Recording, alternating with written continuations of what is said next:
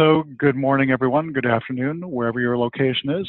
Welcome to the latest community call, where we'll be discussing the release of version 1.14. And your presenter today will be Pivotal's Nikhil. So Nikhil, would you kindly take it away for us? Sure. Thank you, Bob.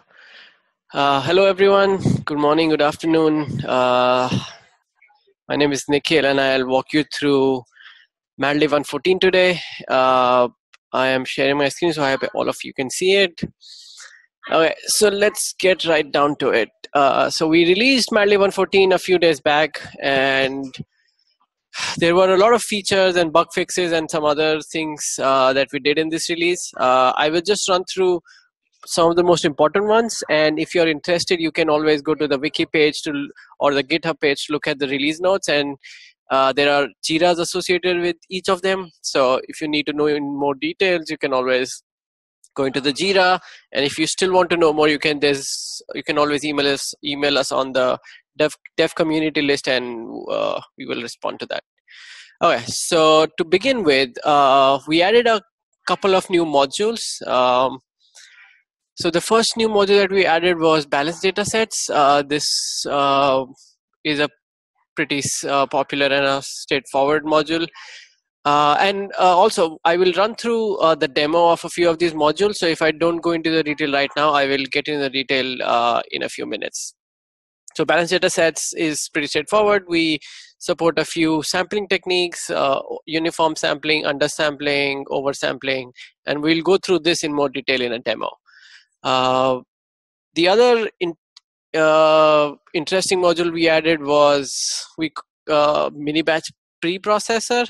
So to give you some background, this was done to support mini batching in neural network.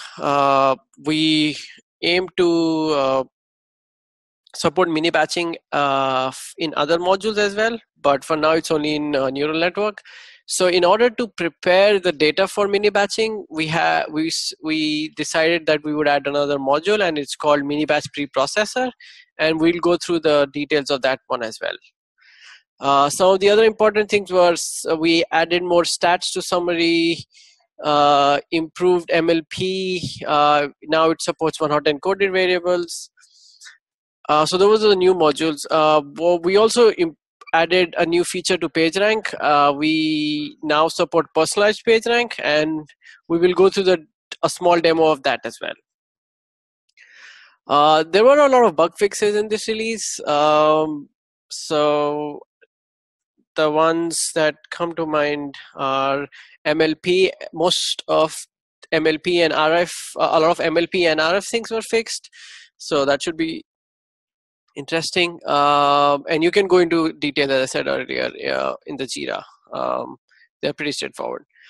Some of the other things we did was we reduced install check time and added a few Docker files. So if there are no questions, I will go through the demo now. Okay. So I have these IPython notebooks. We can start with balanced data sets. So the module we have is called, so let's first run a sample data set. So this is a sample data set called flags, and it has red, green, white hues in it. So this is how the data set looks like. Hey, Nikhil. Hello. Could you kindly magnify a little bit? Oh, sure. All on the screen. Thank you. Is this good?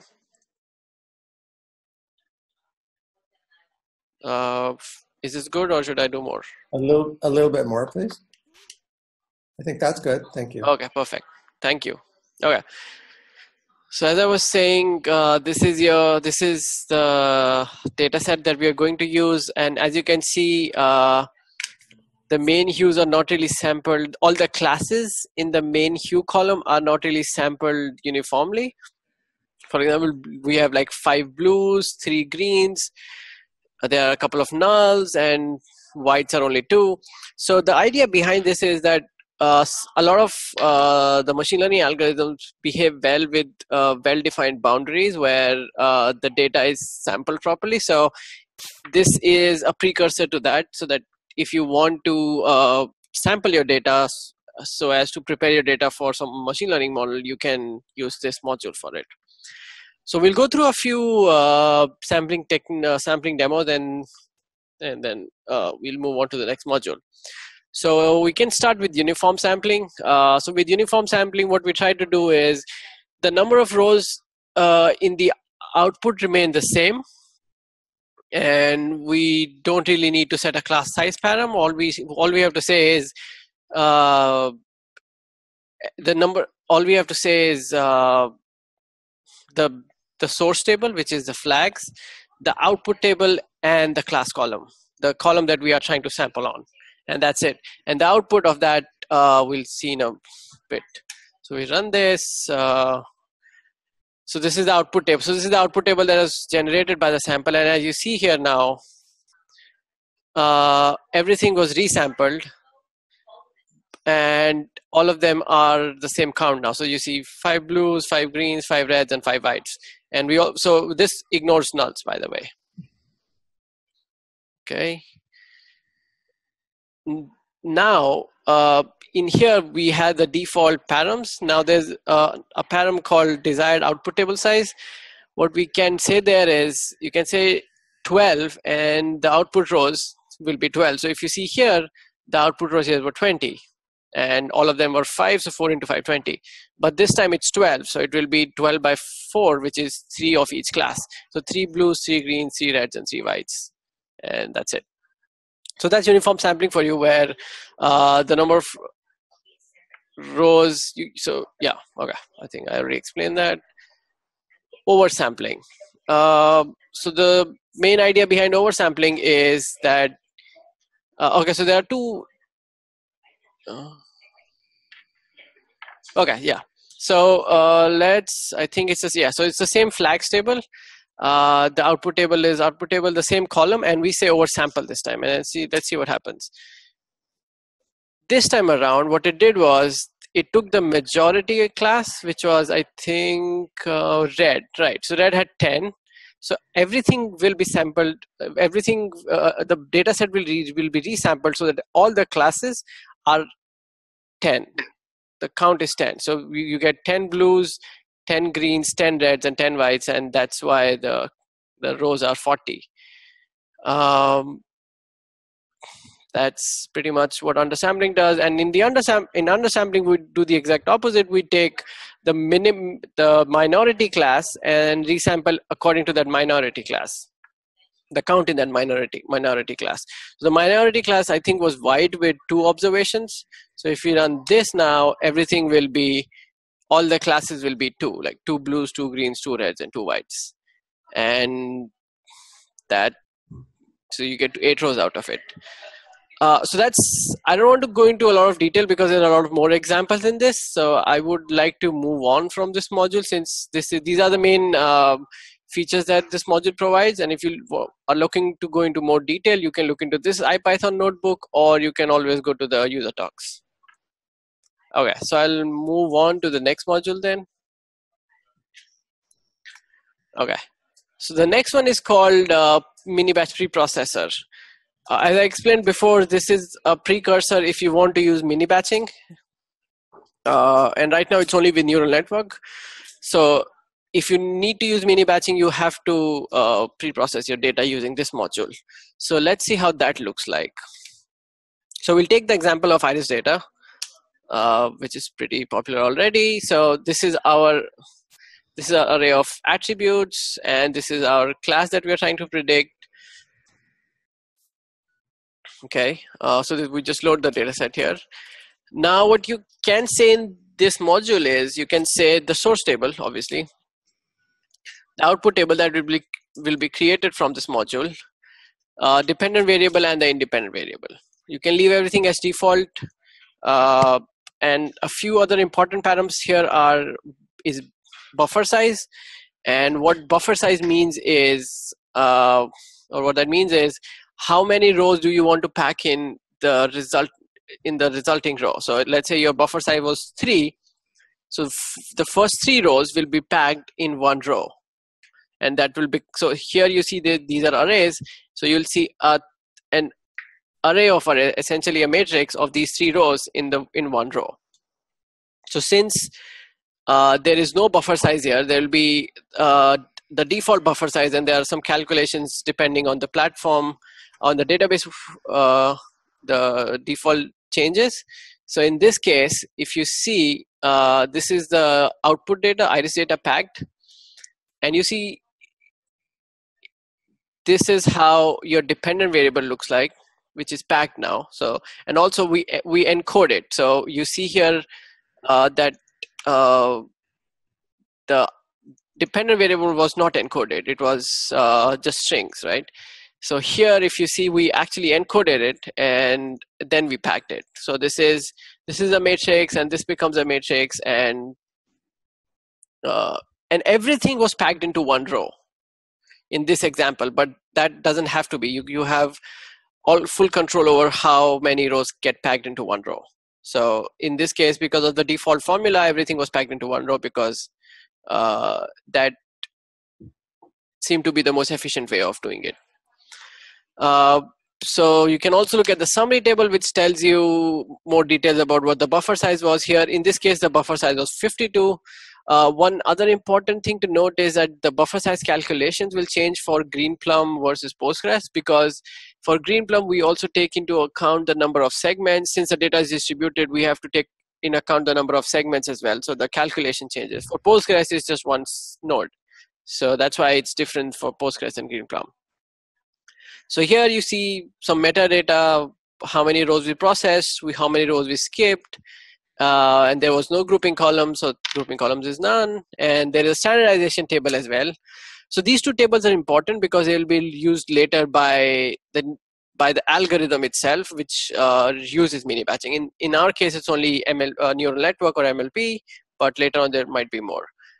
This is pretty straightforward. This is the mean and standard deviation of the independent variable, and that's it.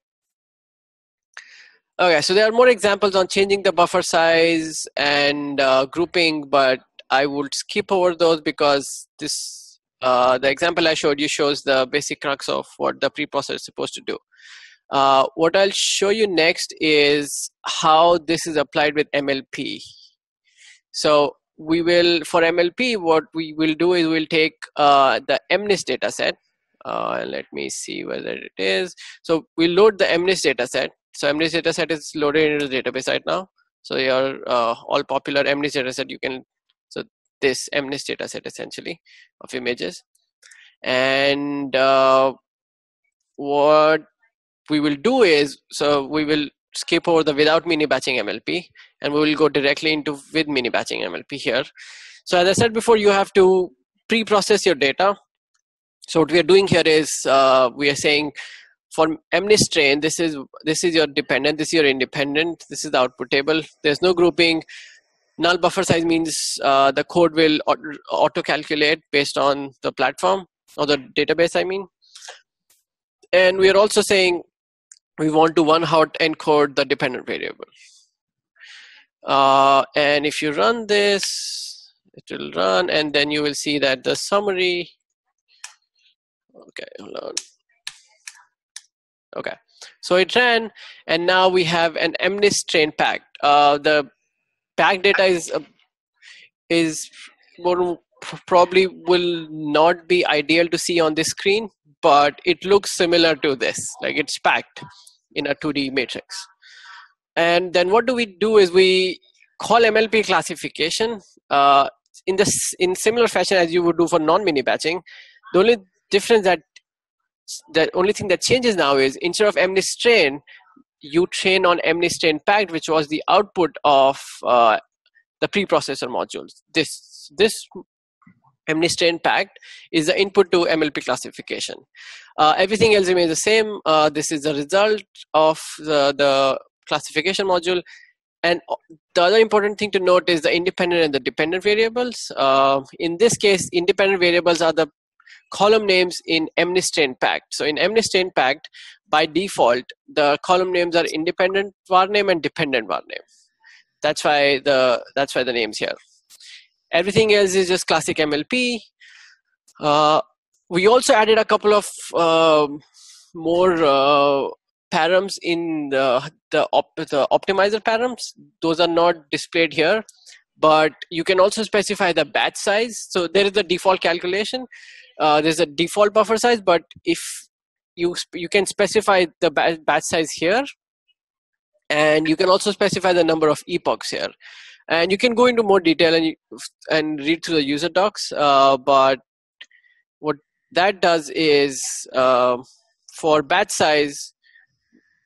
Okay, let me just run it first and then we'll go through it. So let's run this with the packed, and you see it produces the coefficient, the loss, and the iteration just like it would for non-mini batching. What we can do next is we can do predict on the mini batch trained MLP model. And it's predict hasn't changed at all.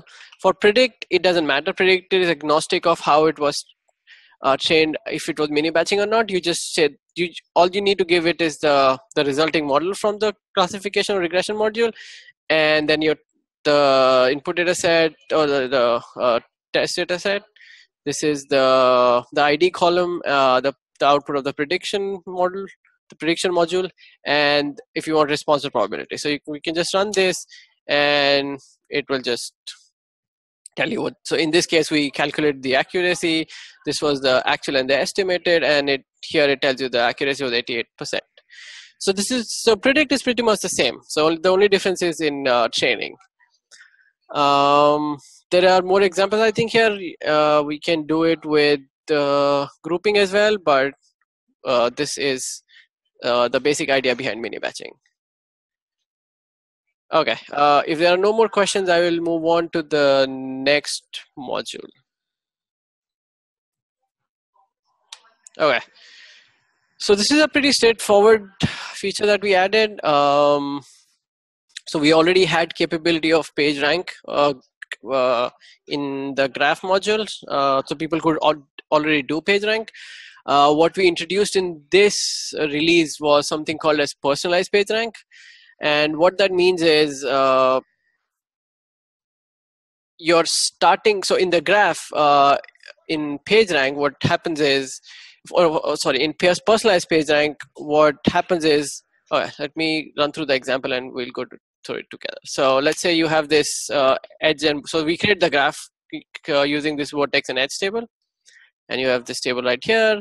You can go through the normal page rank and it tells you the page rank of each node. So in this case, all the nodes have the same probability for non-personalized page rank. It can start with any node because all the nodes, or it can jump to any node from any node because all the nodes have the same probability to begin with. But in personalized page rank, as the name suggests, the word personalized means that some of the nodes are more personal or more important than the other ones. So let me go through that personalized page rank. So in this case, what you say is my personalization vertices are 2 and 4. So in the graph we saw, or in the vertex table that we saw here, we are saying that 2 and 4 are more important than all the others. And what that means is the resulting page rank might change because of the fact that we are saying 2 and 4 are more important than all the other edges. So we can start with 2 and 4 and then jump around, and coming back to these nodes is also more probable because we are saying that they are more important. So if you run them, the page rank changes, and now 2 is more important than 3 and 4. So it doesn't have to be, but it just turns out to be like this here. So PageRank, as you know, was used by Google a lot, and it's still probably used by Google. For personalized PageRank is used by companies like Twitter and LinkedIn because they want to show personalized recommendations of your friends, of people you might be interested in. So that's how personalized PageRank is used. And this is just a summary table which tells you how many iterations it took to get to the PageRank. That is the demo. That's the end of the demo. I think I went through all of them, all the important modules in this release. If you don't have any more questions, then that's it from me.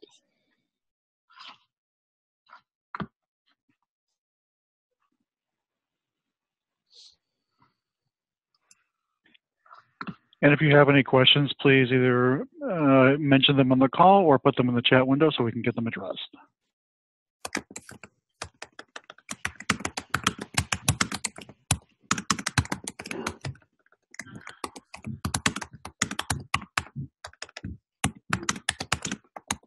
Okay, it doesn't look like we have any questions so far. Oh, we have a question. What's next for MADlib?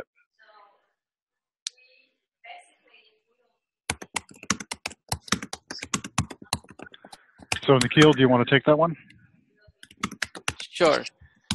So I'm assuming the question means what's in the next release.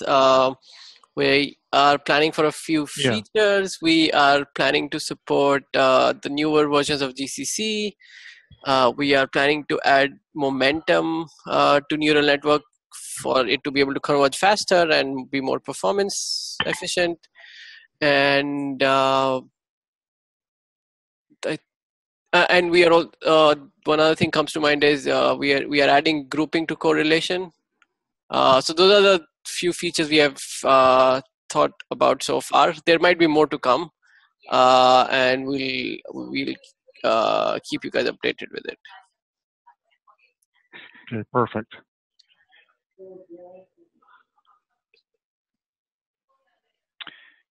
And I don't see any other questions to address. So I'll give it another second. So Nikhil, thank you very much for your time today. And as always, a replay of this community call will be available on the Greenplum database YouTube channel. So we'll have that up there probably in about an hour or so. So thank you very much for attending today. And Nikhil, thank you for presenting. Wonderful job. And we will see you at the next call. So thank you very much and have a wonderful day, everyone. Thank you. Thank you, everyone.